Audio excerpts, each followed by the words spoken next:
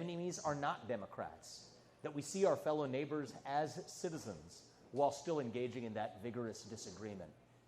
And so if this is that kind of turning point, then let that at least be a silver lining out of what was a near national tragedy. And was a tragedy. One life was lost. It was a father of 2 kids. I'm a father of 2 sons myself. That was a travesty. But had that bullet taken a different path by a matter of centimeters, I don't think it would just be President Trump's life, but really the future of our country that we would be suffering. And so God has given that chance. It's up to us to step up and take it. And I hope people across the political spectrum do. After the shooting, you had said, quote, first they sued him, then they prosecuted him, then they tried to take him off the ballot. The only thing more tragic than what just happened is that, if we're being honest, it wasn't totally a shock. Biden's inevitable ritual condemnation of political violence today, when it comes, will be insufficient and irrelevant. No amount of verbiage changes the toxic national climate that led to this tragedy.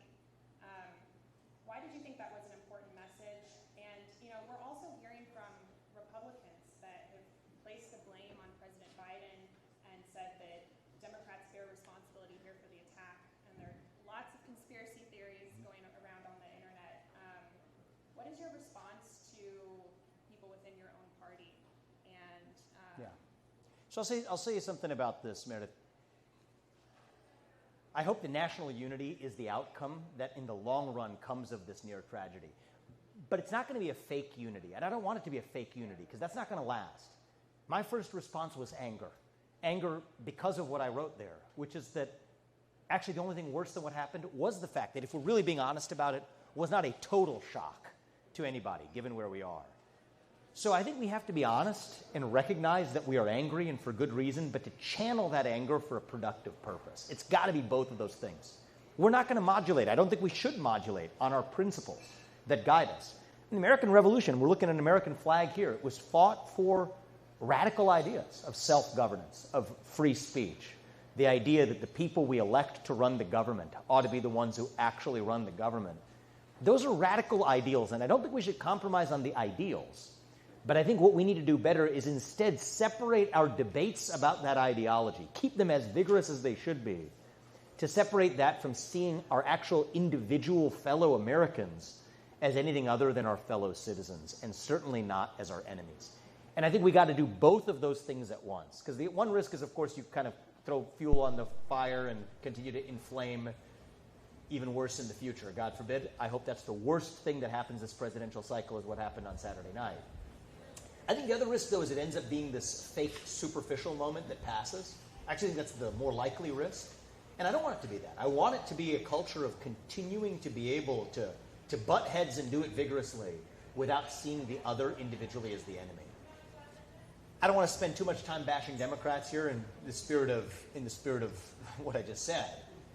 I think as it relates to Biden, he's in a bit of a tough spot, because his entire message has been centered on Trump's existential threat to democracy. And I think some of the histrionics around that have been unhelpful. Now, either what is he going to do? Either double down on that? I hope and expect he won't. But if not, there really isn't a campaign message. I think it would be better for the country if we had 2 presidential candidates, one for the Republicans, one for the Democrats, who were fully capable of leading this country, but had differing visions on policy. And we could actually have that debate as Americans. That could bring us together. But we don't control what the Democratic Party does. What I think we do control is what happens here. And I hope this Republican convention centers less on worrying about Democratic shenanigans and worrying more about who we are, not just as Republicans, but as Americans. And if we do that, I think not only are we going to be successful in November, I think we stand a good chance of, dare I say, reuniting the country. We've heard from a lot of people that they've changed their speech for the RNC. Have you made any adjustments in light of what's happened? So I tend to not give, as you probably know from my campaign trail, too many pre-scripted speeches anyway, but certainly Saturday changed my own attitude and perspective, absolutely. How could it not? I mean, think about if history had been written just a couple of centimeters differently, a couple of milliseconds differently, what a different place we would be in right now.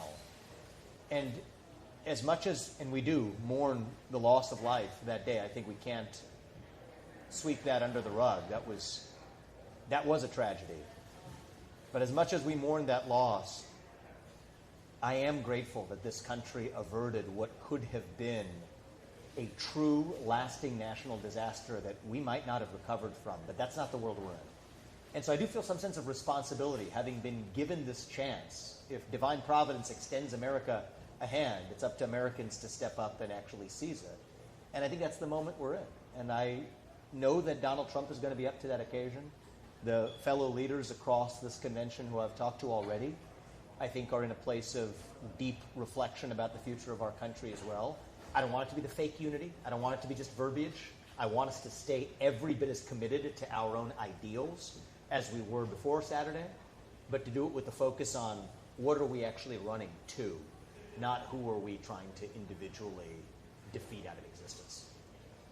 Well, one of the things I know we are all anticipating is Donald Trump to announce who his running mate will be. Right? Apparently going to happen very soon, right? Yes, yeah. Very soon. Right before we got on stage, I had some breaking news that Senator Marco Rubio and North Dakota Governor Doug Burgum were both called and told that they will not be Trump's running mate. I wanted to know who you might be pulling for. Well, look, I think that there were only 3 picks heading into this that were reported in the news, and so that leaves certainly my good friend J.D. Vance. He's a good friend. Yes. He is somebody. So it hasn't been announced yet. So we'll see who it ends up being. But he's somebody I've known for over a decade. We were actually law school classmates. And funny enough, we bonded over watching Cincinnati Bengals games together. We grew up probably 10, 15 minutes from where I lived through the time I was in kindergarten. Wasn't far from where he grew up as well. And we didn't know each other then, but we got to be good friends in law school. And funny enough, though, that we were probably among the few lone conservatives there. We didn't even really know much about each other's political ideologies. We just knew that we were rooting for the failing Bengals, which was actually a good basis for a friendship. And then now here we are, a little over 10 years later, and it's a different world that he and I are both in. I think he would be, we'll see what the announcement is, but I think he would be an excellent vice president to President Trump. And I just think we need more people like that in our politics, who are energetic, intelligent, but also have a clear-eyed ideology. I think it's a good thing, actually. He's one of the few people in American politics who has a clear vision of why he's there and a sense of mission and a positive ideology for the future of the country, and I respect that, and I think he'll be missed where he is now in the Senate, where I think we need more of those fighters, but I think he will make for an outstanding vice president. So if it is Ohio Senator J.D. Vance, the governor gets to appoint the replacement, and so far we've heard that Governor Mike DeWine's office he's declined to weigh in on what factors would drive his decision-making, which leads me to you. You're from Ohio. You are around the same age as J.D. Vance. As you said, you went to school with him. You're both young, for the MAGA movement. Would you be interested in taking Vance's spot in the Senate? Look, as I said, I think J.D. is going to be a great vice president. One of the only real negative of choosing him as vice president, and I mean this as a compliment to him, is that he does leave in his wake a big vacuum in the Senate. I think we need more people like him in American politics. President Trump and I have had some great conversations about the future. We've talked about a wide range of possibilities of how I could have an impact on the country. But if asked to serve in that role, if J.D. is indeed the vice president, we're going a couple steps ahead here. We don't know who the vice president is yet. But if J.D. is selected as the vice president, I think he would be a great choice. And if I were asked to serve, then I would strongly consider it. And I would want to have an open conversation with President Trump about where I would be able to have the biggest impact on helping the country. And so that's what my off-the-cuff response would be. Have you had any conversations with Trump or with Governor DeWine about potentially filling that role? No. None at all? Not broadly, no. Certainly not about that role. I think that broadly, the conversations with President Trump that I have had is mostly related to ways that he and I both want to change the country for the better. I do believe that we have a historic opportunity to fix the immigration issue in this country once and for all. That's something I was incredibly passionate about in the presidential campaign. As the kid of legal immigrants, I also believe in the rule of law, and the mass wave of illegal immigration is as much the problem as it is a long-run fix that we require in our immigration system.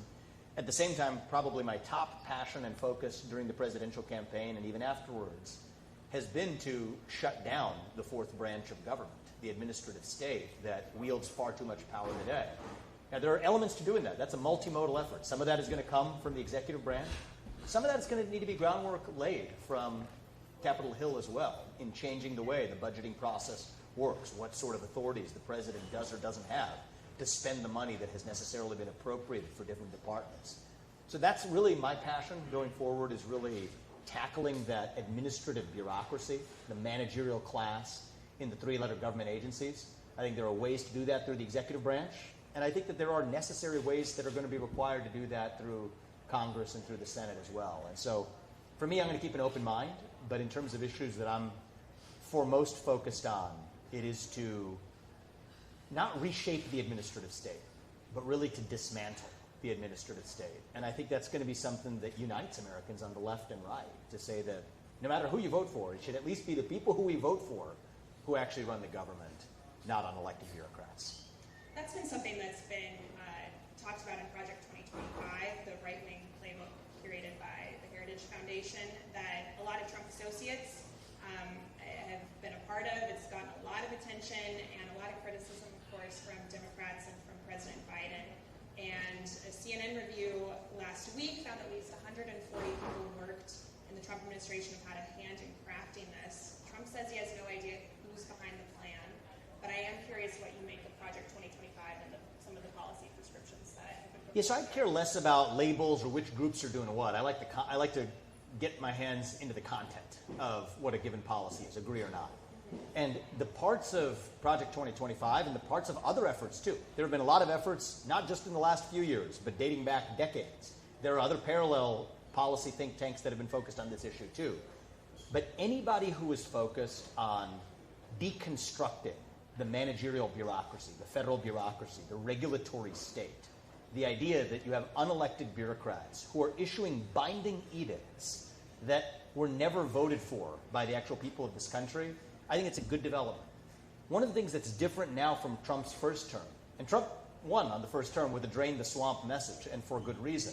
But one of the things that's different now from 2017 is we also have a Supreme Court constitutional backdrop that actually would allow a willing president to go much further than he might have been able to go 10 years ago in dismantling the power of that bureaucracy.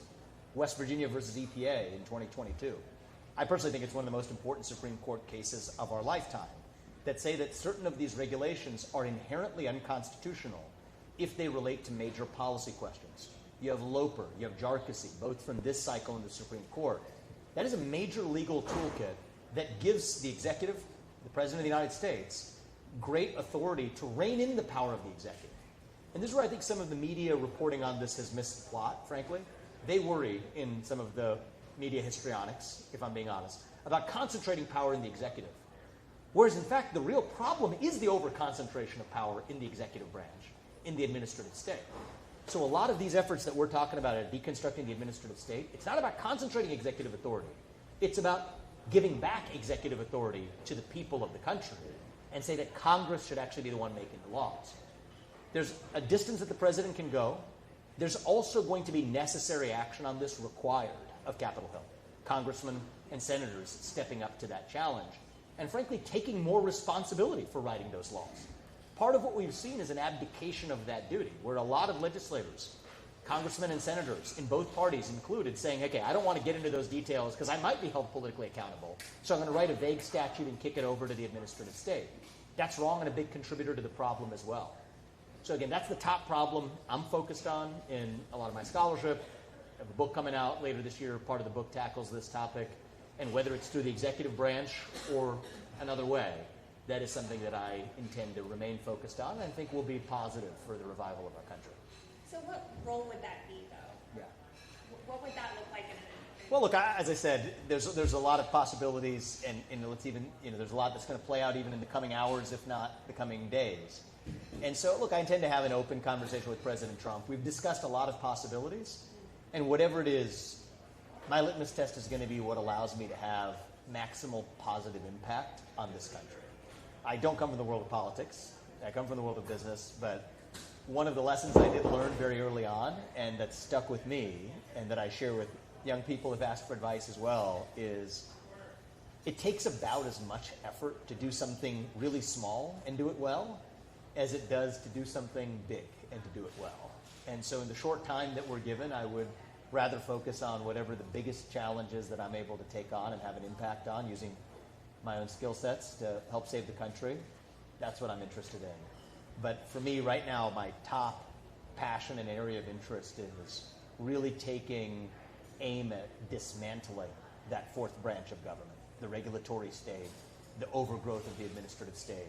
There are some other individual policy issues that are near and dear to my heart, like the immigration issue, and those are important to me as well. But my top area of focus is how do we actually restore self-governance by dismantling the regulatory state.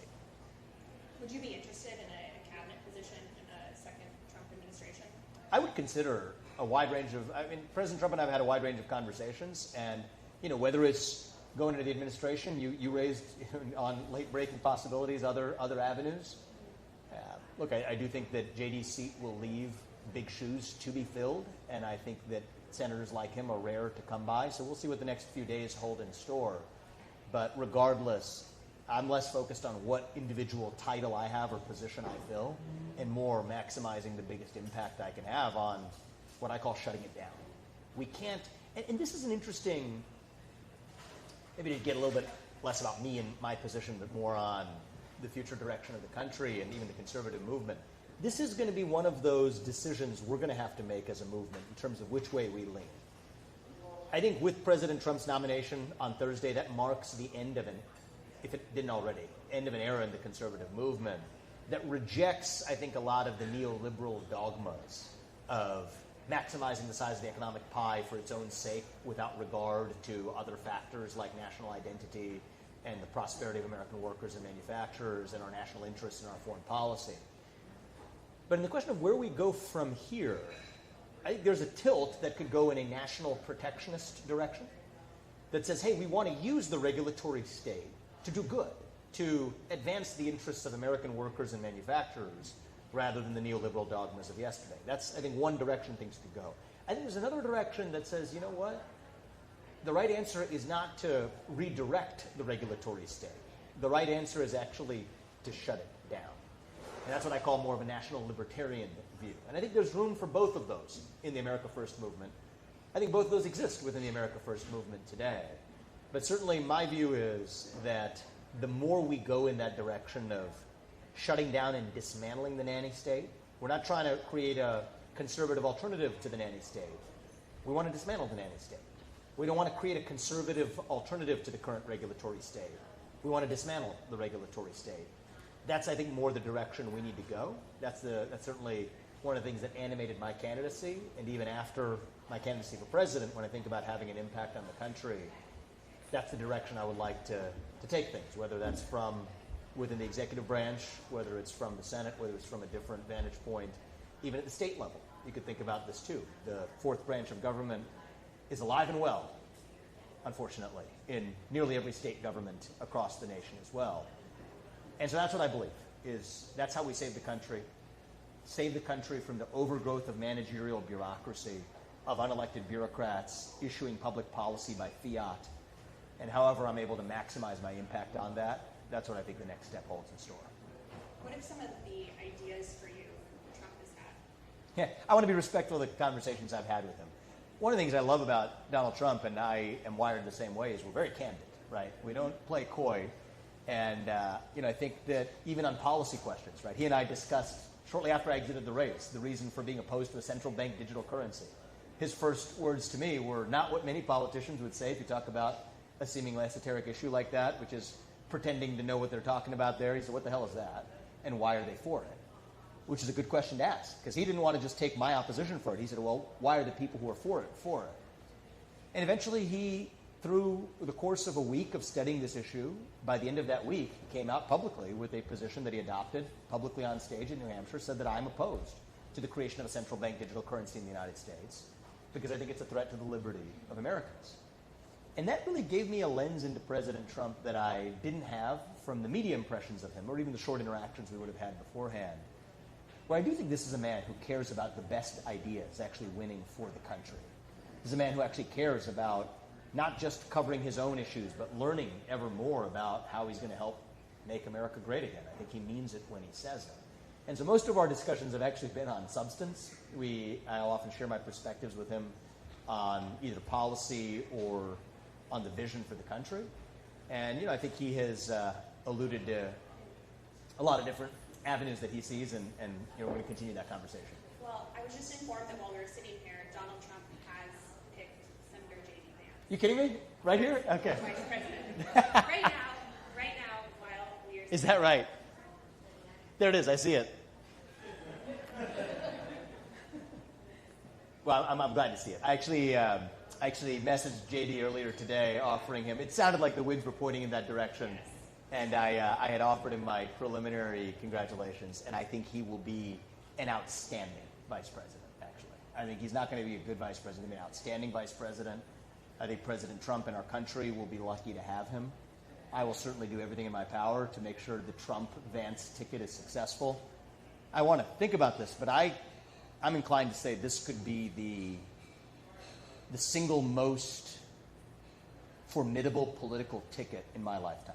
And I want to see them succeed at a scale that not only makes the Republican Party thrive, but makes the country thrive. And, I think we need more people like JD in American politics. So I'm very happy for him and excited for everything that's ahead. And it's funny to me, just reacting to the news in real time. I mean, thinking about the context in which he and I knew each other, both Cincinnatians, Southwest Ohio natives, and both people who, did through different journeys. We were classmates in law school. Never imagined that this is where he and I would both be. We were reminiscing on that a little bit, and here we are just a little over 10 years later, and I am very proud of him and his whole family. Usha is a good friend of Apoorva's and mine as well, and the way they're raising their boys, and our boys are similar age, is just something that gives me great happiness to see him hopefully impact this country as much as I know he can.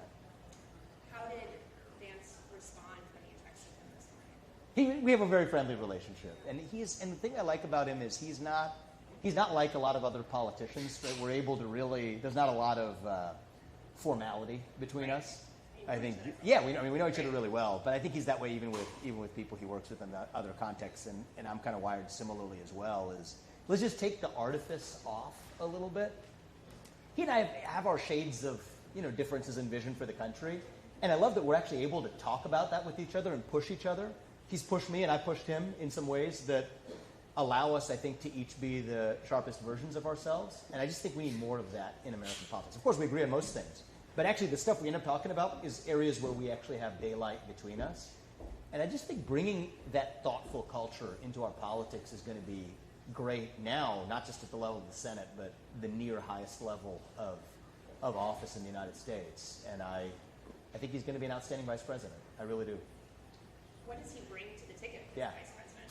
Well, I mean, I'm not a political analyst, so I'm not. I leave that to the professionals.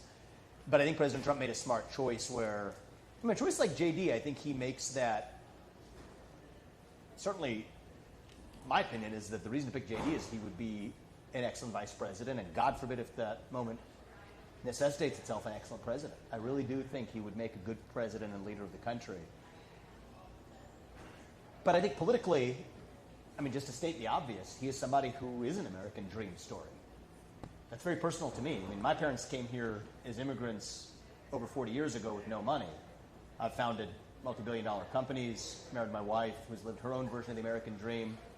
JD's wife has lived a similar American dream to my wife, and JD didn't come from standard political means or business backgrounds, and yet has succeeded at the highest levels in this country. That's awesome, right? That is an American dream that isn't alive and well in this country right now to a lot of Americans. It's alive and hanging on from life support. And I just think that he is somebody who embodies that that's still possible in the United States of America.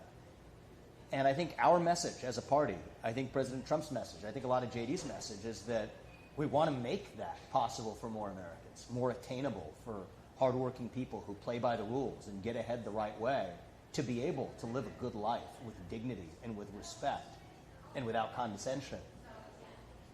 And I think that that's something intangible he brings to the ticket that you're not going to necessarily see in some sort of analysis that here's the voting block he brings along. But in terms of the overall character of his own story and his own journey, but to combine that with an authentic message that he delivers as well as the best of them, I think that that is going to be a real value add to the ticket to win in November. And I hope and expect an even greater value add to leading the country as a vice president. Perfect. Yeah. Well, with that, we will wrap up today's Politico CNN grill. Vivek, thank you for your time. Thank you. And any, message to your friend as he's about to... Yeah. To JD? Yeah. What will I say? You're a hell of a father. You're a good friend. And if you're as good of a vice president as you are a father to your kids, a husband to your wife, and a senator representing our state, then our country is going to be better off for it. And I wish you well. So proud of you. Thank you. Thank you so much. Thank you. Good to see you. Thank you.